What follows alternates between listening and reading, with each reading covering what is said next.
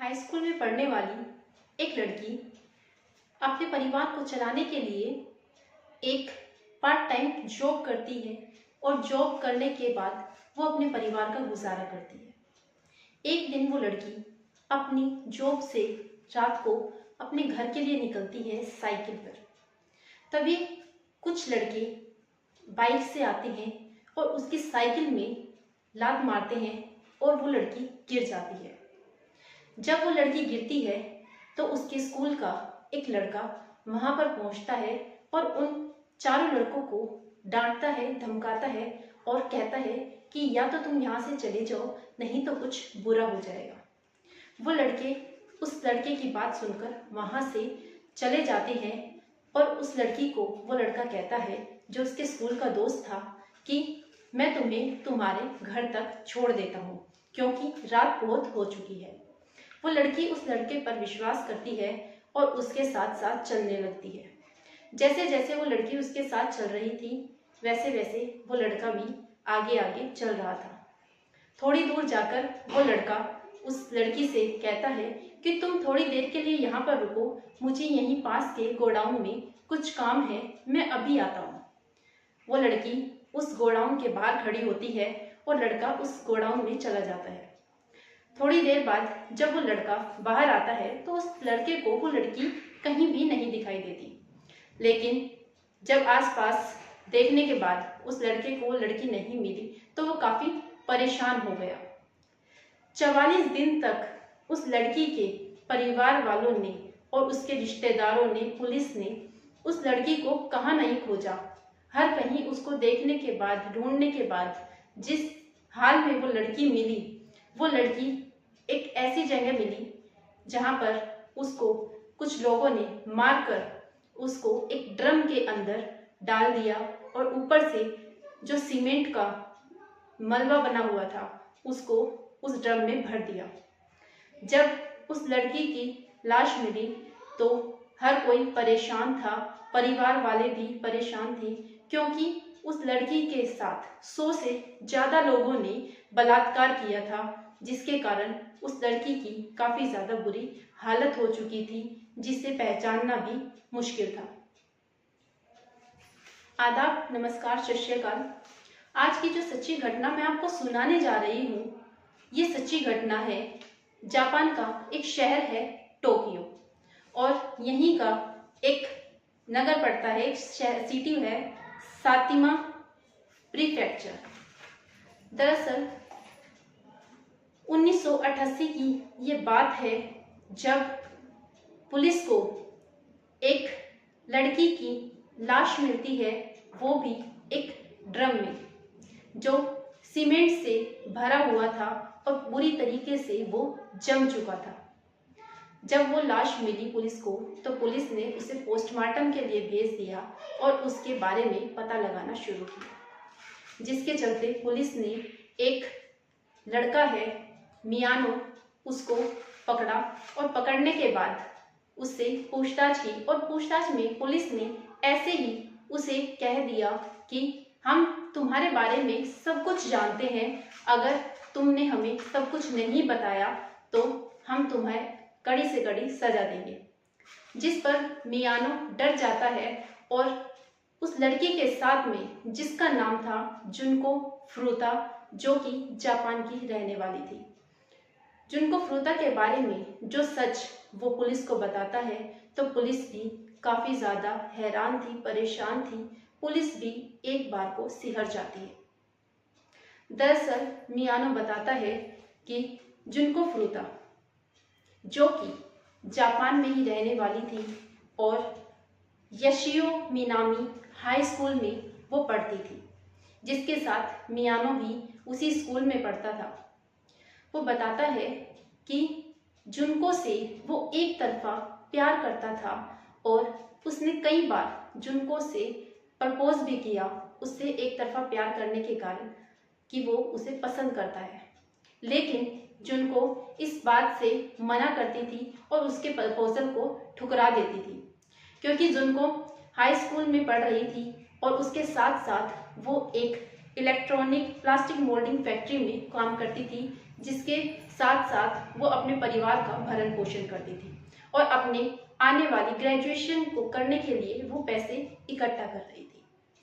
जुनको एक बहुत ही होशियार लड़की थी और बहुत ही सबसे ज्यादा जिसे कह सकते हैं कि सुंदर, वो एक गुड़िया जैसी दिखने वाली लड़की थी जिस पर हर एक लड़का फिदा था। जिस स्कूल में वो पढ़ती थी उस स्कूल का भी हर एक लड़का उसे चाहता था, हर कोई उससे मिलना पसंद करता था, उससे बात करना पसंद करता था।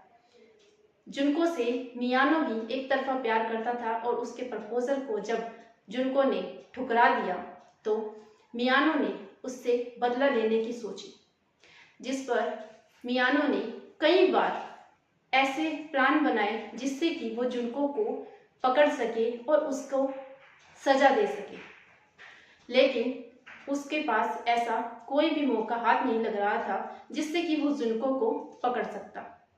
लेकिन एक दिन आता है जिस समय जुनको को वो पकड़ लेता है। दरअसल 22 नवंबर को जुनको का 17वां जन्मदिन था। वो अपना 17वां जन्मदिन बहुत ही अच्छी तरीके से मनाती है। उसे नहीं पता था कि शायद अब की बार जो वो जन्मदिन मना रही है वो उसका आखिरी जन्मदिन है। जन्मदिन के 3 दिन बाद जब 25 नवंबर को जुनको अपनी पार्ट टाइम जॉब से जब अपने घर के लिए निकलती है तो मियानो को जुनको दिखाई देती है, जिस पर वो एक प्लान बनाता है, क्योंकि इससे पहले जितने भी प्लान उसने बनाए थे वो सब फेल हो चुके थे। जिसमें वो अपने दोस्तों को फ़ोन करता है और कहता है कि मुझे अपनी स्कूल की एक लड़की है जिससे मैं एक तरफा प्यार करता हूँ, उसने मेरे प्रपोजल को ठुकराया है और मैं उससे बदला लेना चाहता हूँ। जिसमें मियानो अपने 3 दोस्तों को फ़ोन करता है, जिसमें जो ओगुरा, शिंजी मिनाटो, यासुशी वतनबे, ये याकुजा गिरोह में काम करने वाले थे, जो कि एक खतरनाक गिरोह था। याकुजा गैंग बहुत ही खतरनाक गैंग थी, जिसके नाम से भी हर कोई जापान का लोग डरता था। जब मियानो ने अपने दोस्तों को बुलाया तो उन्हें एक खेल खेलने के लिए कहा, जिसमें उन्होंने जुनको फुरुता को फंसाने की कोशिश करी। मियानो ने अपने दोस्तों को जुनको फुरुता के पीछे भेजा और उसकी साइकिल में टक्कर मरवाई, जिससे कि वो गिर जाती है।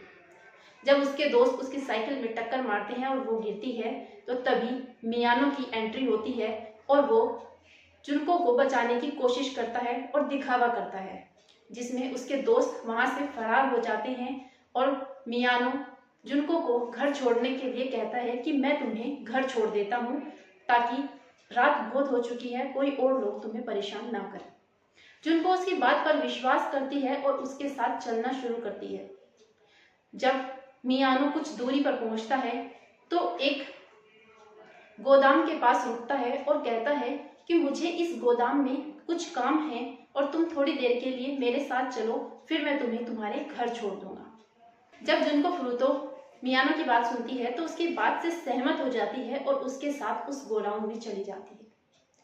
लेकिन जैसे ही वो गोडाउन में पहुंचती है तो थोड़ी देर बाद ही मियानो के जो बाकी दोस्त थे वो भी उस गोडाउन में आते हैं और उस गोडाउन को बाहर से बंद कर देते हैं ताकि कोई भी बाहर का इंसान अंदर ना जा सके और अंदर का इंसान बाहर ना जा सके। उस रात 25 नवंबर को जुनको के साथ में बहुत ही बुरी तरीके से हैवानियत की गई थी, जिससे आज तक हर कोई अनजान है। कुछ ही लोग हैं जिनको जुनको फुरुता के बारे में पता है। जुनको के साथ उस रात उन चारों लोगों ने बलात्कार किया बारी बारी से और पूरी रात यही काम उसके साथ में करते रहे। उसको मारा गया, पीटा गया, उसे कोई ऐसा दुख नहीं था जो नहीं दिया गया। 26 नवंबर आता है। 26 नवंबर को जुनको को दूसरी जगह शिफ्ट किया जाता है, एक बगीचे में लेके जाते हैं जहां पर मियानो के कुछ और दोस्त उसका इंतजार कर रहे थे। जब उस बगीचे में जुनको को लेके जाया जाता है तो वो लोग भी उसके साथ में हैवानियत करते हैं, उसके साथ में बलात्कार करते हैं। जब जुनको उन्हें रोकती है तो जुनको के बैग से एक डायरी मिलती है जिसे वो लोग पढ़ते हैं और उन्हें जुनको के घर का एड्रेस मिलता है और वो जुनको को धमकाते हैं कि अगर तुमने किसी को बताने की कोशिश करी या चीखने और चिल्लाने की कोशिश करी तो तुम्हारे परिवार के साथ में बहुत ही बुरा किया जाएगा, उन्हें भी मार दिया जाएगा। जुनको जानती थी कि मियानो और उसके दोस्त याकुजा गैंग से हैं, वो कुछ भी कर सकते हैं, उसके साथ में जो हो रहा था वो उसे बर्दाश्त करती है और चीखना चिल्लाना बंद करती है। फिर मियानो और उसके दोस्त उसे मियानो के घर पर लेके जाते हैं और मियानो के घर में दूसरी बिल्डिंग पर जुनको फ्रूता को रखा जाता है। जब वहां रखने के बाद 27 नवंबर आता है तो 27 नवंबर को जुनको के परिवार वाले जुनको फ्रूता को ढूंढना शुरू करते हैं। जब वो नहीं मिलती तो वो पुलिस के पास पहुंचते हैं और पुलिस से कहते हैं कि हमारी बेटी 25 नवंबर रात 8:30 बजे से घर से गायब है। वो अपनी जॉब पर थी लेकिन वो वहां से घर पर नहीं पहुंची। पुलिस वाले ढूंढना शुरू करते हैं, अपनी छानबीन शुरू करते हैं, लेकिन जब ये बात मियानो के कानों तक पहुंचती है कि पुलिस को इस बात की खबर हो चुकी है कि जुनको फ्रूता अपने घर से गायब है, तो वो जुनको पर दबाव बनाते हैं कि वो अपने परिवार वालों को फोन करे और उनसे कहें कि वो अपने दोस्त के साथ में घूमने गई है, उसको ढूंढने की कोशिश ना की जाए और वो अपने आप ही अपने घर लौट आएगी जब उसका मन करेगा। जुनको इस बात से मना करती है लेकिन उस बात के लिए उसके साथ मार पिटाई की जाती है, उसे डांटा जाता है और काफ़ी ज़्यादा यातनाएं दी जाती है, जिस पर जुनको फ्रूता को उनकी बात माननी पड़ती है और वो अपनी माँ को फ़ोन करती है और कहती है कि माँ, मैं अपने दोस्त के साथ में घूमने आई हूँ, मैं कुछ ही दिनों बाद अपने घर वापस लौट जाऊँगी, आप चिंता मत कीजिए और मुझे ढूंढने की कोशिश मत कीजिए। जुनको फ्रूता की माँ परेशान होना बंद करती है और पुलिस वालों के पास पहुंचती है और अपनी जो रिपोर्ट कराई थी उन्होंने गुमशुदगी की अपनी बेटी की, उसको वापस देती है और कहती है कि हमारी बेटी घूमने गई है, कुछ ही दिनों बाद वो लौट आएगी। 2 दिन बीत चुके थे जुनको फ्रूता के साथ में काफ़ी ज़्यादा अन्याय होते हुए, लेकिन जैसे जैसे दिन बीत रहे थे उसके साथ में दर्द भरा सिलसिला जारी था। अभी उसकी नर्क की यात्रा कहें तो गलत नहीं होगा, नरक की यात्रा अभी उसके साथ में शुरू हुई थी, क्योंकि जिस समय जुनको फ्रूता को जब मियानो के घर पर ले जाया गया तो उसके शरीर पर एक भी कपड़ा नहीं था, उसको नग्न अवस्था में रखा जाता था, उसके साथ में इतना बुरा बर्ताव किया जाता था, शायद आज से पहले किसी के साथ भी ऐसा ना किया गया। जुनको फ्रूता को वो रात के समय दिसंबर के महीने में बालकनी में बिना वस्त्रों के सुलाते थे, जिस समय उन्हें मन करता वो उसे कई घंटों तक फ्रिज के अंदर बिठाते थे ताकि जुनको फ्रूता में बर्फ जम जाती थी। ये सिलसिला इतना बढ़ता चला गया कि मियानो ने अपने इतने दोस्तों को कभी 10 और कभी 12 दिन में 25-25 बार उसके साथ में बलात्कार करवाया। कोई भी ऐसी चीज नहीं थी, ऐसी वस्तु नहीं थी जो उसके प्राइवेट पार्ट में ना डाली गई हो और उसे दर्द ना पहुंचाया गया हो। मोमबत्तियां तक जलाकर उसकी आंखों पर रखी जाती थी जब तक वो मोमबत्ती पूरी तरीके से पिघल कर खत्म ना हो जाए, जिसके बाद वो लोग सिगरेट से उस मोम को जलाते और जुनको फ्रूता की पलकों को भी जला दिया गया था। जुनको फ्रूता को मजबूर किया जाता था कि वो ऊपर जाए इसी अवस्था में बिना कपड़ों के और वहां से पानी लेकर आए। जब वो मना करती तो फिर से उसे पीटा जाता। जब जुनको फ्रूता मियानो के घर में ऊपरी मंजिल पर पानी लेने गई तो मियानो के नौकर ने जुनको फ्रूता को उस हालत में देखा, जिसे देखकर वो चौंक गया और अपने मालिक के पास पहुंचा, मियानो के माँ और बाप के पास। जब उसने इस बात के बारे में बताया कि मैंने एक लड़की को देखा है जो बिना कपड़ों के थी और मियानो उसके साथ में गलत काम करवा रहा है, जिस पर मियानो के माता पिता ने उस नौकर को चुप रहने के लिए कहा और कहा कि अगर तुमने इस बात को किसी से कहा तो तुम्हारे साथ मियानो अच्छा नहीं करेगा, वो याकुजा गैंग से जुड़ा हुआ है, जिसमें कि वो हमारे साथ भी कुछ भी कर सकता है। जो तुमने देखा है उस बात को तुम भूल जाओ कि तुमने कभी इस दृश्य को देखा है। वो एक पहला मौका था जिसमें जुनको फ्रूता अपने आप को बचा सकती थी, लेकिन मियानो के माँ बाप ने उस मौके को भी जाने दिया। जिसके बाद में जैसे जैसे दिन बीत रहे थे, मियानो जुनको फ्रूता के साथ में हैवानियत बढ़ाता जा रहा था। कम से कम 100 लोगों ने जुनको फ्रूता के साथ में इसी तरह की हरकत की, इसी तरीके से रोज बलात्कार किया। एक दिन जुनको फ्रूता जिस समय वो चलने की हालत में नहीं थी, वो घिसड़ घिसड़ के चल रही थी, तब उसने कोशिश की कि वो एक फ़ोन से अपने परिवार वालों को फ़ोन करे, जो लैंडलाइन फ़ोन उसके पास में था, जिस कमरे में उसको रखा गया था। जैसे ही वो वहाँ पर पहुँचती है, वो पुलिस को फ़ोन करती है और पुलिस तक घंटी जाती है, और घंटी जाने के बाद जैसे ही पुलिस फ़ोन उठाती है, तब तक मियानो का एक दोस्त मिनाटो जुनको फ्रूता को देख लेता है, जिसके बाद वो लोग उसके साथ में और भी ज़्यादा ज्यादती करते हैं। वो छत से उसे उल्टा लटका कर और पंचिंग बैग की तरह उसके साथ में खेलते हैं, उसको मुक्के मारते हैं, उसके साथ में काफ़ी ज़्यादा हद तक मार पिटाई करते हैं, जब तक कि वो बेहोश नहीं हो जाते। इसी तरह जुनको दर्द को सहन कर रही थी और परेशान हो रही थी। जब भी वो पानी मांगती, तब भी उसे वो लोग जुनको फ्रूता का ही पेशाब पिलाते थे, जिसमें वो मना करती तो उसके मुंह में जबरदस्ती उस पेशाब को डाला जाता था। धीरे धीरे जुनको कमजोर हो रही थी, क्योंकि उसके शरीर से खून निकलता जा रहा था। खाना पीना ना मिलने के कारण वो कमजोर होती जा रही थी। उसकी कोई ऐसी हड्डी नहीं थी जिसको उन्होंने ना तोड़ा हो, क्योंकि सिगरेट जलाकर उसके शरीर को जलाना, सुइयां उसके शरीर में चुभाना, ये उनका एक खेल था, जिससे उन्हें मजा आता था जुनको फ्रूता को दर्द में देखकर।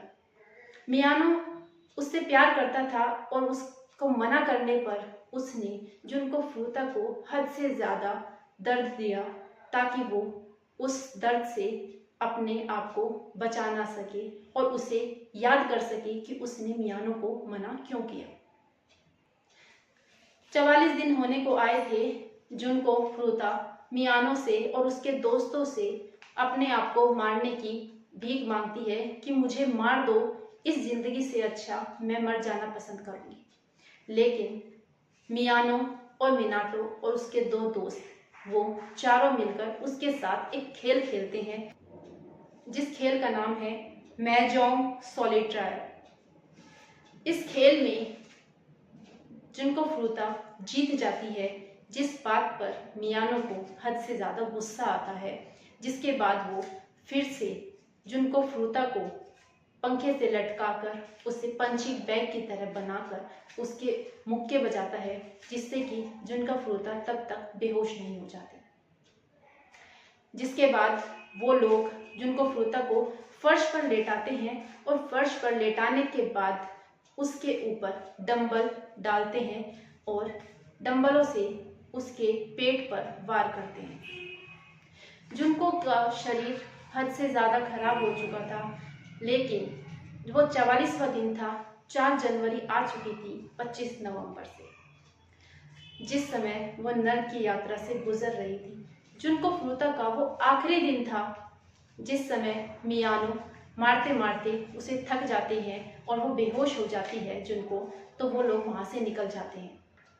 लेकिन मियानो का भाई कुछ ही देर बाद मियानो को फ़ोन करता है और बताता है कि जुनको फ्रूता अब नहीं रही, वो मर चुकी है। जिस पर मियानो और मिनाटो और उसके बाकी दोस्त सोचने पर मजबूर होते हैं कि अब इसकी लाश का क्या किया जाए, अब पुलिस से कैसे बचा जाए।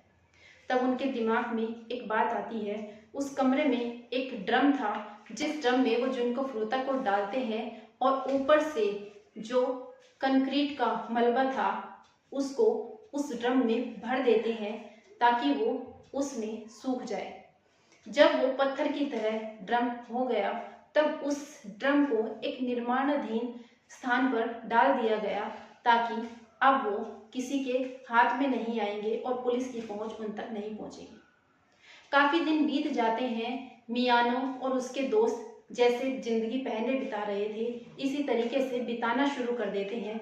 लेकिन जब परिवार वाले दोबारा से पुलिस वालों के पास पहुंचते हैं कि अब तो काफी दिन हो चुके हैं, अब हमारी बेटी को ढूंढ दीजिए, उसका ना कोई फोन लग रहा है ना उसका कोई अता पता है, उसने कहा था मैं लौट के आ जाऊंगी लेकिन अभी तक वो लौट के नहीं आई।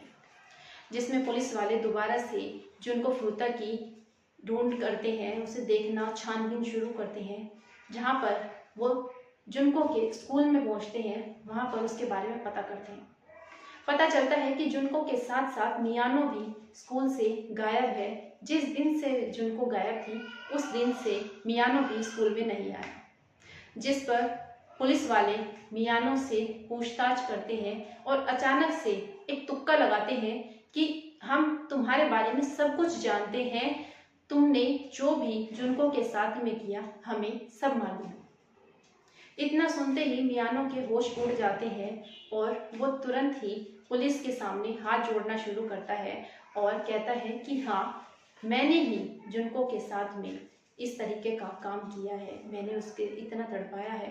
पुलिस को जब वो सारी बात बताता है तो पुलिस उससे उसकी लाश के बारे में पूछती है जुनको की। तो मियानो बताता है कि हमने एक ड्रम में जुनको के शरीर को भरकर उसमें कंक्रीट भरकर एक निर्माणाधीन स्थान पर छोड़ दिया था। जब पुलिस वाले मियानो को उस स्थान पर लेके जाते हैं, उस ड्रम को तोड़ा जाता है जिसमें मियानो ने जुनको फ्रूता की लाश को भर दिया था। जब जुनको फ्रूता की खबर देश विदेश सोशल मीडिया के जरिए हर जगह फैली तो जिसने भी इस कहानी को सुना हर कोई सिहर गया, हर किसी की आंखों से पानी आना शुरू हो गया। जुनको की कहानी सच में एक दर्द भरी कहानी है जो सबको पता होनी चाहिए। जब इस कहानी को मैंने पढ़ा तो मुझसे भी रहा नहीं गया इस कहानी को बताए बिना। हम लोग आए दिन सुनते हैं कि हिंदुस्तान में बलात्कार होते हैं, लेकिन देश का विदेश का कोई भी ऐसी जगह नहीं है जहां पर महिलाओं के साथ में अत्याचार ना होते हों। इस खबर को सुनने के बाद लगता है कि शायद कोई ऐसी जगह बची ही नहीं जहां पर महिलाओं के साथ में अन्याय ना होता हो। इस मर्डर केस को कंक्रीट से गिरे हाई स्कूल मर्डर केस के नाम से भी जाना जाता है।